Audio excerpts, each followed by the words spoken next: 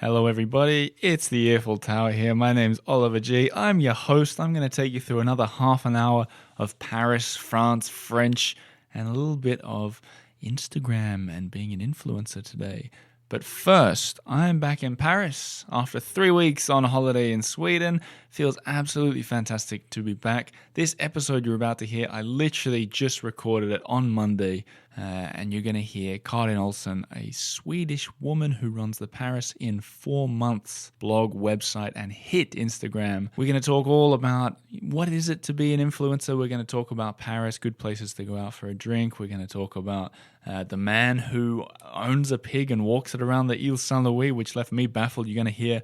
But first, I want to talk about something very important. We want to talk about New Year's resolutions. And mine this year has been, I want to say to learn French, but the truth is I already speak kind of good French, but my goal is to improve French. I want to get to a real level of comfort.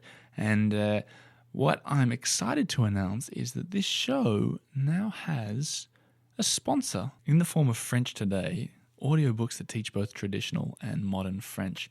I'm going to be doing, in fact, I've already started. I'm going to be doing the course, the whole course, learning it, explaining a little bit how it goes, and if you hang around and listen to the end, you'll see there's a discount code for Earful Tower listeners if you also want to take this New Year's resolution challenge with me and improve your own French. But more about that at the end of the episode. But first, here comes Karin Olsen.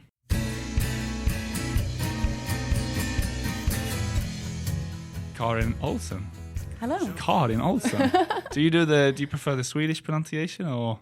It's funny that you ask because I don't even listen to when people call my name in Swedish now. Yeah. I don't even think it's my name anymore because I'm so used to hearing it in English. What's the English and what's the French pronunciation? Karin in French, and in English it would be Karen. It's weird, isn't it, that a name can have three different... Yes. It's the same for me in Sweden. My name's Oliver. Yeah, of course. And in France it's Oliver. Yeah. You know, very Olivia. Nice in French, well, I think. I've been practicing that one, so I've heard a lot. But it does sound nice. It sounds very nice. I think the Swedish one's nice too. The Oliver? Yeah, it's cute, yeah. Anyway, we didn't come here to talk about names. We came to talk a little bit about Paris and yourself, is the plan. Okay. And we got to get the main sort of question that you must get asked 100 times a day. Are you an influencer? And the follow-up question, what is an influencer? I think the answer would be yes. I think there's more to it than just being an influencer, but it's a part of my job, absolutely. So, and what does it mean? So I guess it means that a person has influence, right? Yeah. I never really thought about the word myself because, again, I don't really identify with the word influencer, but right. I think if you need to put a word on it, yeah, that would be a good word. Is it a dirty word? I feel like it's gotten a bad rap. Right. And I think that even when blogging started, saying that you're a blogger was seen as something negative by a lot of people, which I hate that it's seen as something negative. It is weird, isn't it? Why is it negative? It still is. Some people still think, I usually say, okay, so bear with me on this one, but I usually tend to explain this to people by saying for example, there's a lot of lawyers out there in the world. There are both good lawyers and bad lawyers, right? Right. And the same goes for bloggers and influencers. Sure. There are bad ones and there are good ones. And I don't think you should judge a whole profession purely on the bad ones or a few ones. You know the big difference? Lawyers' average salary and bloggers' average salary, miles apart. Surely. Yeah. Surely. Don't you think a typical blogger is starting out and has no readers, right? But if you're a lawyer, you've made it already, in a way. Maybe. Salary-wise. I've never been a lawyer, so I don't know. I've never been a lawyer. I have been a blogger. Okay, so your life is the word glamorous? You could use the word glamorous? If you want to. People would surely say glamorous. I'd say glamorous. I think it looks glamorous from the outside, yes. And it is glamorous. I'm not denying the fact that it's glamorous at times. Right. It's very glamorous. You know, I had a question. I just remembered it that I was thinking on the way over here. What's your favorite part of Paris that you don't share with your 900,000 followers? As in, that you don't photograph and put on Instagram? My home. Yeah, is that right? You don't share your home? I share details of my home, but I tend to keep the whole space sort of sacred and private. Yeah. Probably because it's not very Instagram worthy anyway. Is but that true? I have not even hung up my curtains, and I moved a year ago. It's embarrassing. Okay, so you keep your home separate from your work, basically. I mean, a little bit. I mean, if I had a mansion, I would probably show it because it's beautiful. Yeah. But for now, without curtains, it's not being shown. So let's talk through about a little bit about how you managed to get 900,000 followers. Okay. How did you do it? I mean, I'm taking notes. Okay. I have 3,010. I looked before I went here. I mean, so I moved here now. I was trying before on my way here. I was trying to think about like the years and stuff because I always mix it up. I think it was about 6 years. I don't want to say anything wrong, but 5-6 years since I moved here. Right. Which seems a lot. Crazy. Yeah, but you also have to remember that 5-6 years ago, Instagram was just starting. Before I moved, I started looking for inspiration about Paris, right? You want to move to Paris, you want to see photos, you want to read about people doing the same thing. You want to hear podcasts about Exactly. it? Yeah. So this was something that I was looking for. So when I made the move myself, there wasn't a lot of people doing this. And I mean, the city is absolutely gorgeous, and I couldn't stop taking photos, so I wanted to share these photos, and in the hopes of maybe helping someone else who was looking for the same thing. And also, as a side note, if you start an Instagram account, you don't have to send 1 million emails to your parents telling them what you do all the time. Right. So it sort of functioned as a diary for my family back home, but also maybe for someone who was looking to do the same thing as I did. And I think, as I said in the beginning, not a lot of people did this. So when I started, I immediately got a lot of people following and being very interested in my story, I guess. And if you compare it to today, where you can find like thousands of Instagram accounts photographing Paris, I think it's harder to break through. So I think my timing was good, but I also hope, knocking on wood, that they liked my photos and that they liked what I had to say. And you do have lovely photos on. Thank you. And I encourage everybody, I hope they're already doing this while they're listening, to look This up. is so embarrassing. But I mean, imagine people are sitting there on a lawnmower in Texas listening to this. I know someone once I never been. Yeah. sent in an email that they listened to the show while mowing the lawn in That's Texas. incredible. So imagine you're talking to that guy or that girl, Yeah. or we're talking to them. You got to go on Instagram and look at these pictures. You'll be taken away to Paris. So it's Paris in 4 months, which brings me to the obvious question, which I already know the answer to. Hits me. But you were meant to come for 4 months. I did come for 4 months. Don't you think, because you started the blog Paris in 4 months, so you had a finite, like you were going to leave. I did leave. Yeah, okay. So I came for 4 months. I was missing something. I was sitting at the same desk. I had a great job. I had a great boyfriend and beautiful friends, but I was sitting at the same desk every single day, and I was just not feeling happy, and I was not feeling fulfilled, and I felt like something was missing.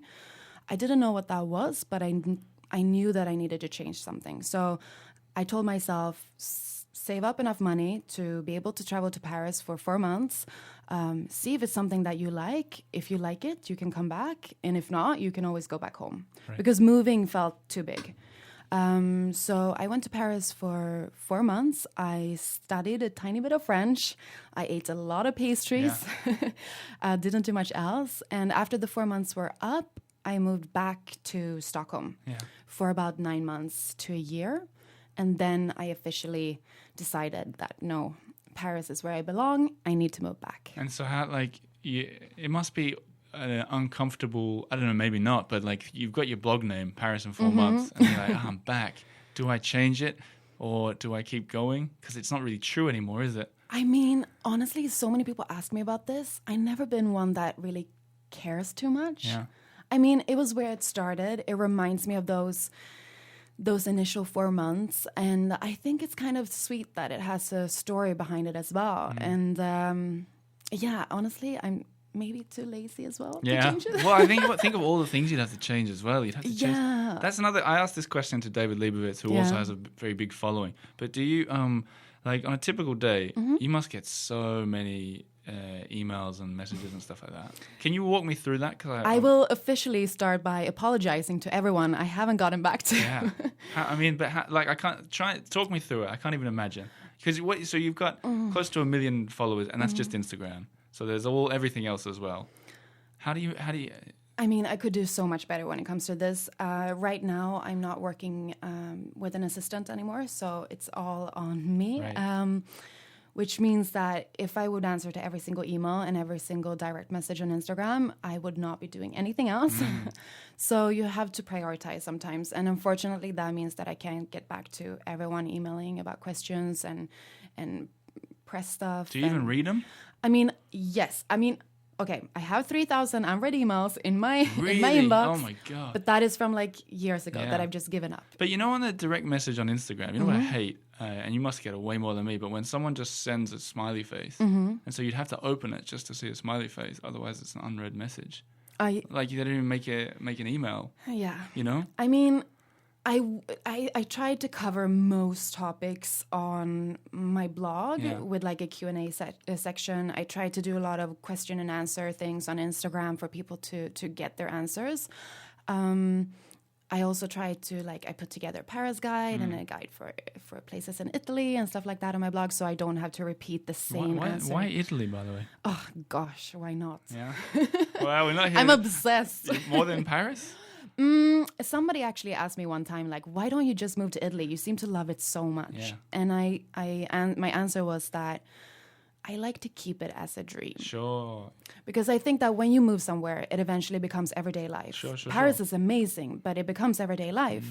You can still appreciate it, you can still love it, but it becomes everyday life. And for me, for now, I want to keep Italy as this magical, beautiful holiday destination. I've got an idea for you. Tell me. Why don't you go and spend 8 months of every year in Italy, right? Yeah. Start a blog 8 months in Italy. Yeah. And then you can have 4 months in Paris, and it makes sense again. And it makes sense Yeah. again. I Per wouldn't year.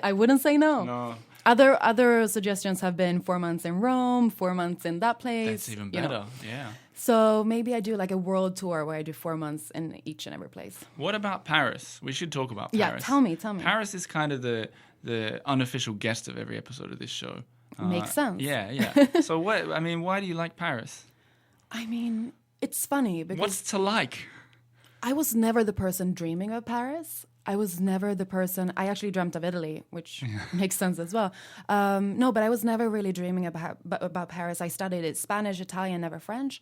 But then on another weekend trip here, after graduating, it just made sense for some reason. And I mean, what's not to love? Yeah. I think the city is just beautiful. I can't even describe with words how beautiful I think it is. I love that I now am almost forced to take photos of the city. I mean, I'm not forced because I love doing it, but it forces me to look around, to look up, to look where I'm going, to look, just at these beautiful, beautiful things all the time because there's so much beauty in the city. And I noticed that if you scroll through your Instagram feed, it feels like kind of quite a light. Okay. You got like as in the colors are quite light. Is that something that speaks Paris to you? Yeah, I guess so. I think it's a mix of me and Paris together. I think that it took me a while to find my sort of touch that I put on each photo, but people come back to me saying it reminds them of a lot of light. And I think it goes well with Paris. I mean, the light in the city is beautiful in the mornings and in the, early summer mornings or winter light. It's just, it's so pretty. So yeah, I guess it's like a mix of me and Paris together. What would be your tips for potential tourists will be listening right now and will be wanting to see that kind of early morning light that you just talked about? Where do you find that? Where do you go? I mean, I love walking along the Seine. Yeah. I think it's beautiful, both in the evening at dusk time, but also early in the mornings. I love going to the Luxembourg Gardens or Palais Royal. I think it's really, really beautiful. And I mean, I guess it depends on the day. If it's a cloudy day, you might not get any light. Sure. But otherwise, wherever in the city, I feel like it finds its way through the streets. There's something magical about Yeah, that it is, Paris, no? though, isn't Yeah. it? Whereabouts? I really love it. Back to the Seine, Okay. because that's a big river. That's a big river, Right? yeah. I was not precise. And no, but I think it's. I mean, I think you can't really go wrong. But is there a place that you particularly like walking, or that you'd recommend? Because I think about it sometimes. A tourist comes here, you say, "Oh, you got to walk along the Seine," and then they look at the map, and then where do you go? It's true. That's so true. Yeah. And it's easy to say the Seine when you live here because you know sort of where to go. Exactly. Yeah, that's very true. I used to live on Ile Saint Louis in Paris. Wow. Yes, that was like a dream. Wow. How many people live there? Like, it can't be that many people. Not that many. It's No. like a little village. That's where Paris started. Yeah, and after 4 years, you know about everyone on that island, even the man who walks his pig in the morning. Is that on the true? Yes, it is true. There's a pig. There's a pig walker. There's a pig walker, Oh, yeah. man, I gotta and you find sometimes you wake up by the squealing pig who doesn't like waiting outside. That's a really weird thing to do. It is very Is it one of weird. those mini pigs? No, this is a huge pig. Or like a wild boar kind of pig? What size are we talking? We're talking like this. You're you doing can't, like a that's meter, like a yeah. meter and Oh, a bit. at least, yeah. Or So- several feet for you Americans. Oh, sorry, yeah. Don't know that measuring system. Neither do I just guessed. No, so there's a lot of particular people on that island, but yeah, so I love walking around there because it reminds me of my first time in Paris. I love walking around Ile Saint Louis, around Notre Dame, like down by the river. Around Pont Alexandre is also beautiful. Anywhere really. Like if you go down, like get away from those touristy busy streets, like between the Louvre and Notre Dame is really, really busy if you walk like by the road that the car drives on. Yeah. If If get you what I walk mean. up on the top where the Yeah, booksellers and stuff thank are. you. Yeah, I mean it's beautiful, but it tends to be a little bit busy. But if you work your way down to the Seine, that's really So get down on calm. the street level, sort of. Or not the street level, the water level. Yeah. Yeah, exactly. Yeah, Yeah. Okay, that's cool. I lost my train of thought thinking about the river there. or It's, the pig maybe. Yeah, that pig really fascinated me. I'm absolutely Me going to look into too. that. Me too. Did you ever meet the guy? No, I did not. Although he was known on the island because we all, like everyone talks with everyone, I guess. Yeah, it's like a village. I can imagine. Yeah, everyone knows everyone. Everyone knows what everyone is doing. So it's really. Are there famous people living there? I mean, I guess so. Yeah. I have to apologize because I'm really, really awful when it comes to French celebrities. Really? I don't own a TV. I don't really listen to French radio, so I'm really bad with names and faces. But I would guess that. But hey, if they got a pig, Yeah. you recognize them. Yeah, exactly. No, I met some very interesting characters living there for sure. One thing we haven't talked about at Tell all me. is I mentioned at the start this sort of glamorous life that you share. So the share part of your life. So you work with some big clients and some names that a lot of people associate with Paris, so like the Ritz Hotel, for example. I mean, Definitely. you know the rest of them better than I do. Oh, I don't know. But I mean, like hotels and stuff that are. I mean, are they 5? Can you be more than 5 stars for a hotel? Palace, I think. I'm not very good at this. I think that, I'm not good at the facts. Right. I'm good at the pretty parts. Yeah, but the photographer. Yeah, but that's what I want to know a bit. Like, I've never been in a room in the Ritz, for example. Okay. What's it like going and staying? Not necessarily the Ritz, but any of these nice hotels. Is there a Paris touch to them, or is it? I mean, I think I guess it depends on which one you're staying at, because some of the hotels really want like a modern feeling, and some hotels really want that Parisian Versailles feeling. And after I would say I didn't know it before I left Paris, but after staying at these sort of hotels around the world, I can definitely say that the Parisian hotels have something magical with them. Now I want to hear. Tell me. But I think I've that, never like- been in a hotel in Paris. Well, then right? we should go. But tell me about what. So imagine people are wanting to book one of these hotels. How do you how would you sell it? Like, what's so special? What's this French magic? I mean, I guess it depends, but for me, it's just like the service, the feeling, the interiors, the views. They're just so majestic and big and crazy, beautiful. These hotels, like the Crillon that opened up recently again, and the Plaza, and all of these beautiful places, Le Maurice. I think they're just so. I mean, there's nowhere else in the world you can find these kind of hotels, but I think that comes from Paris being Paris more than maybe the hotels. What about the staff? The staff? Yeah, are they friendly? You know how like I mean, they've been friendly to me. but I yeah. hope they are to other people as well. When you go in there, they know that you're working with them, or are you just a customer, like the I mean, receptionists and stuff? I've or gone both to these hotels to work for them and also as a private guest. Hopefully, the service is always good. I feel like when you pay that amount of money, it should definitely be You'd good. hope so, yeah. Yeah. I mean, I guess I really understand that it can be intimidating going into these places. because they're dripping of gold Yeah, sometimes. But yeah, it depends on the hotel. I usually say to people, each and every palace, if you want to call them palaces, are very different. It really depends on what you're looking for. Is a friendly staff your number one priority? Is food your number one priority? Is a beautiful room, a beautiful view? It really depends because all of these beautiful hotels have different things to offer. You know, I went to Le Maurice once by accident. Ooh, Yeah, good accident. It was an expensive accident. I just moved to Paris, right? Yeah. Dead broke. Yeah. Like, I mean, you know, I just good paid place to visit when you're dead Right? broke. Yeah. Geez, so for you guys who don't know, Le Maurice is one of the sort of most famous hotels Yeah. in the world. I don't know. Yeah, up there, I right? mean, it's definitely in Paris for sure. Right. So it was Valentine's Day, and I was with my Ooh. then girlfriend, now wife. That's another Swede, Lena. Maybe because of that mistake. Well, let me tell you what happened, and maybe you can coach me on this. So we went for the cheap sort of romantic night, like a bit of a bottle of champagne under the Eiffel Tower. Mm-hmm. Those are the days you could walk under the Eiffel Tower. And I'll admit, we were a little tipsy. Good way to We're start. a little tipsy, and we're walking back along Rue Rivoli, which should have been doing alarm bells. Yeah. But I didn't know this at the time. I just moved here.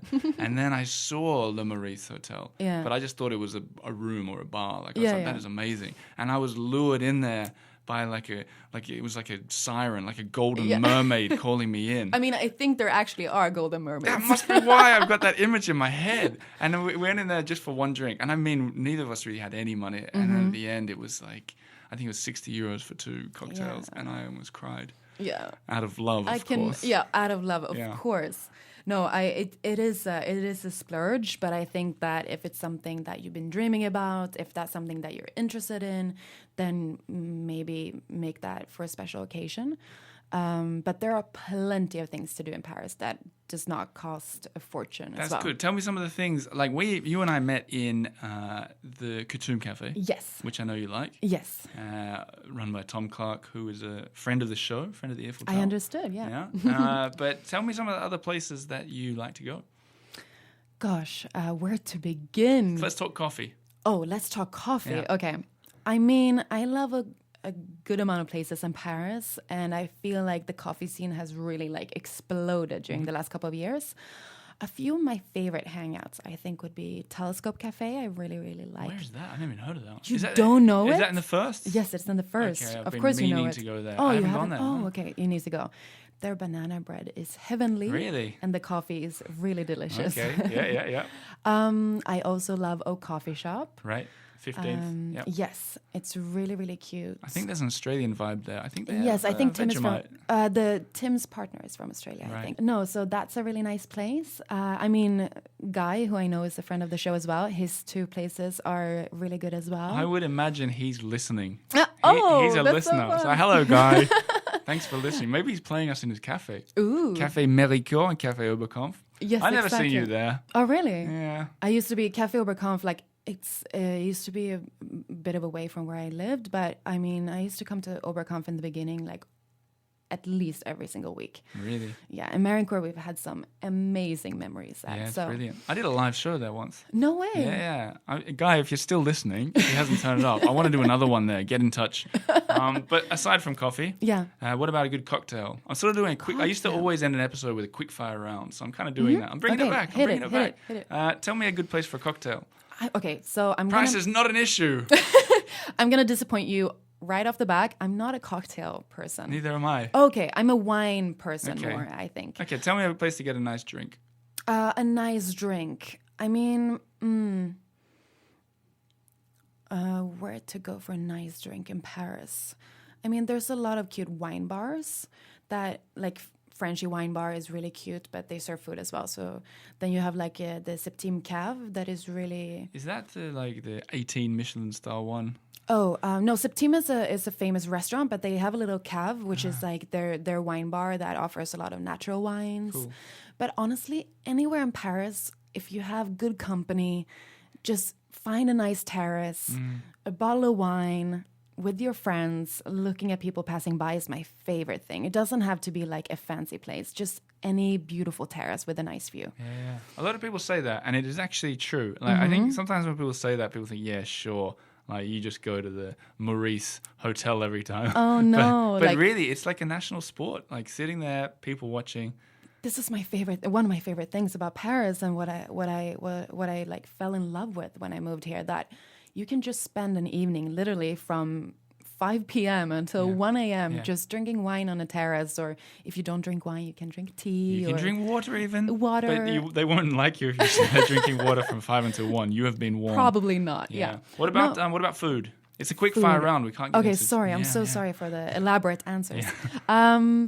I love Hero, the chicken, the fried chicken at Hero. I really, really like. Is that near the in the 10th?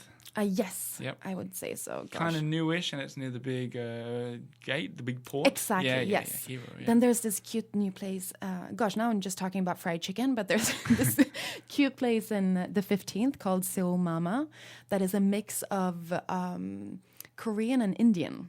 Okay. Which is really interesting. Okay. So that's also a good little place. You know what? All these, everything that Karen has said, I'm going to put on a page on the earfultower.com. So everybody listening should go visit that, and I'll have links to everybody. That would be a good idea, everywhere. And also on your own blog, do you call it a blog or a website? I mean, it's technically a blog, I guess, but now I have like guides on there and a little bit of everything. And so it's maybe also technically a website.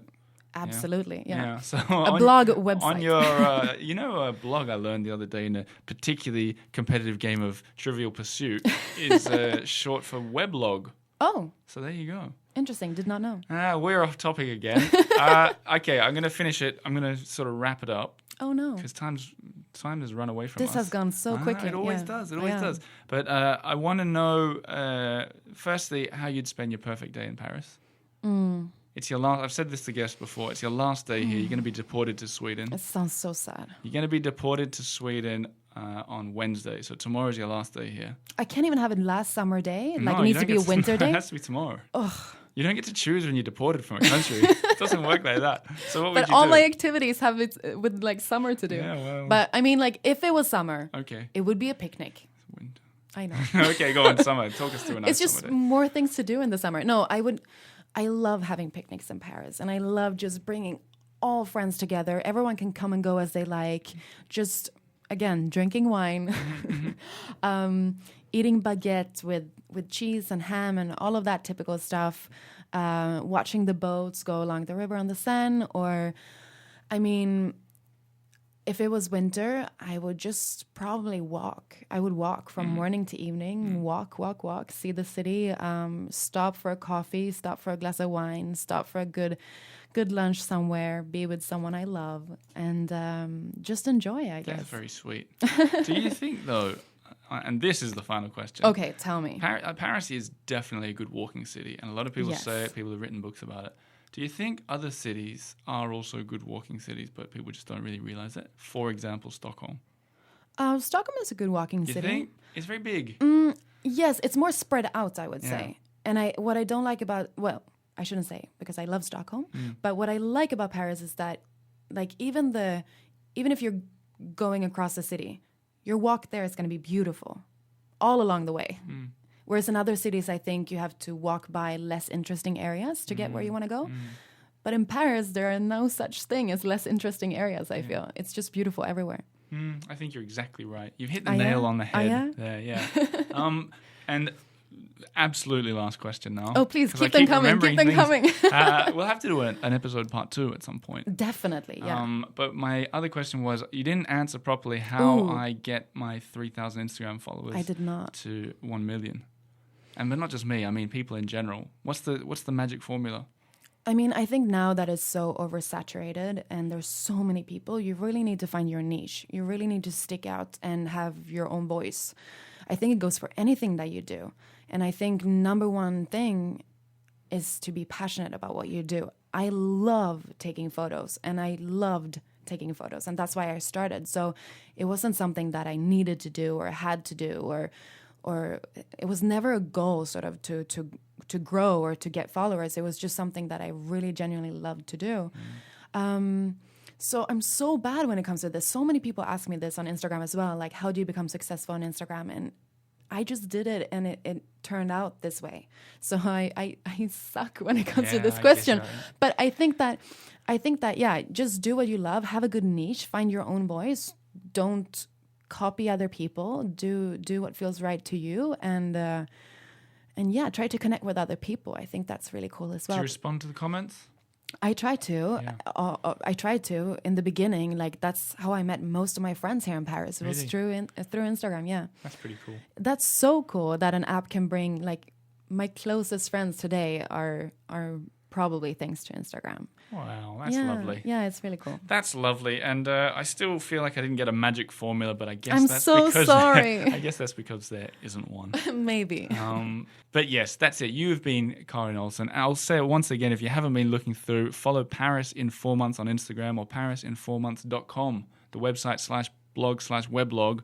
Whatever you want to call it. And all the restaurants, cafes, and bars that Karin mentioned will be on the earfultower.com. But thank you for being in the studio. Thank you so much for having me. This is my first podcast ever, so it's an honor. Wow, the pleasure is all mine. Thank you for being my guest. Thank you.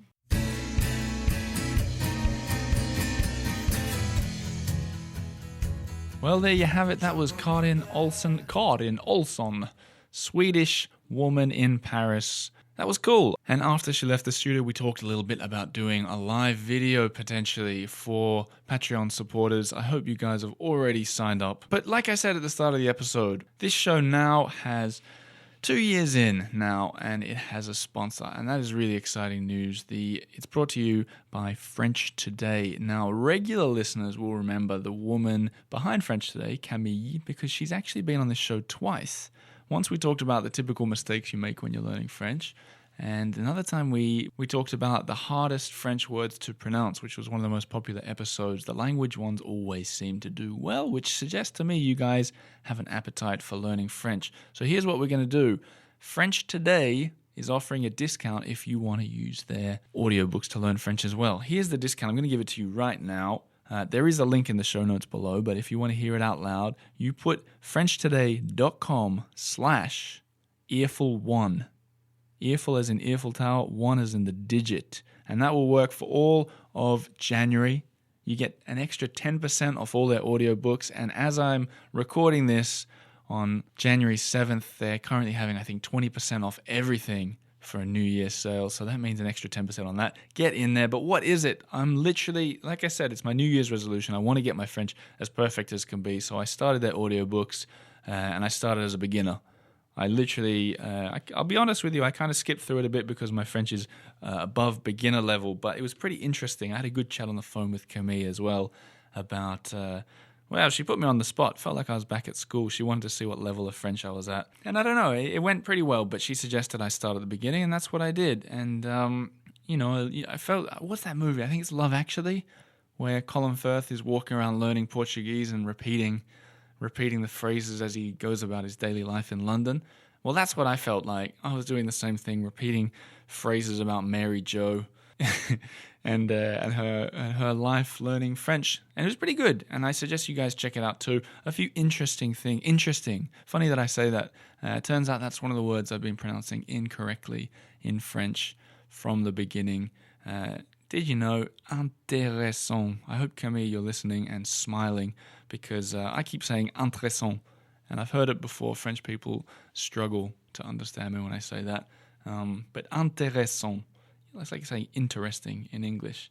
But what I'm going to do over the coming weeks is I'm going to get my teeth into these audiobooks, and I'm going to sort of update you on how it's going personally, because I think it's kind of an interesting thing to follow along the development of someone learning a language, and we'll see how it goes for me. But if you want to join me in this endeavor, French Today is the website, frenchtoday.com/earful1 to get that extra 10% off.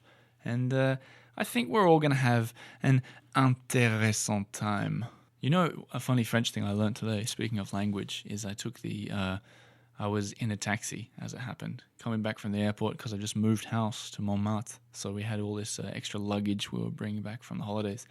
And so this is what I learned. I can't wait to use it on a French person. But the guy was saying, where's your local bar? He said, where's your QG? And I said, I don't know what a QG is. And he explained that a QG is like the letter Q, and then G is your quartier général, which is kind of like your local hangout, like your bar.